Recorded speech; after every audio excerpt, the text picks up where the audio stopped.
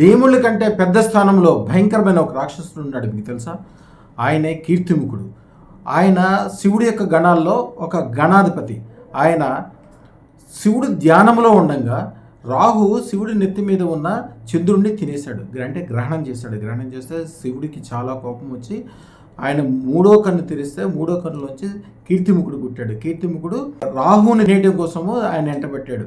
ఆయన రాహు భయపడిపోయి వచ్చి శివుడి యొక్క కాళ్ళు పట్టుకొని రక్షించమని కొడితే శివుడు బోళాశంకరుడు రక్షించాడు. అయితే కీర్తిముఖుడు అన్నాడు, స్వామి నేను పూర్తిగా విపరీతమైన ఆకలితో ఉన్నాను, ఇప్పుడు నా సంగతి ఏంటని అడిగితే శివుడు ఏం చెప్పాడంటే నీ అంతరికి నిన్ను నువ్వే పూర్తిగా తినేసేయమన్నాడు. శివుడి యొక్క ఆజ్ఞ పాలిస్తూ శివుడి యొక్క పూర్తి శరీరాన్ని తన యొక్క పూర్తి ఆకారాన్ని తనే తినేశాడు. తినేసిన తర్వాత అప్పుడు శివుడు సంతుష్టపడి నీకు ఒక వరం ఇస్తున్నాను, ఎవరి ఇంటి గృహం పైన ద్వారబంధం మీద నీ ఫోటో కానీ నీకు సంబంధించిన ఆకారం కానీ ఉంటుందో అక్కడ రాహు ప్రవేశించలేడు, ఆ ఇల్లు సుఖ సంపదలతో ఉంటుందని చెప్పి ఆయన ఇచ్చాడు. ఇదే కీర్తిముఖుడు.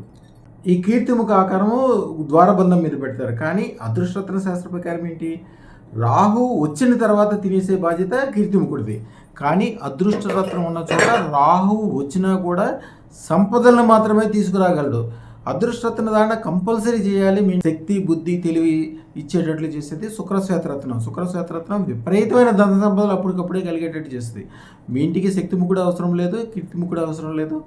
అదృష్టరత్నం ఉన్న చోట మీకు తెలియకుండానే అద్భుతమైన విజయాలు కలుగుతాయి. శుభం భూయాత్, శుభం భూయాత్.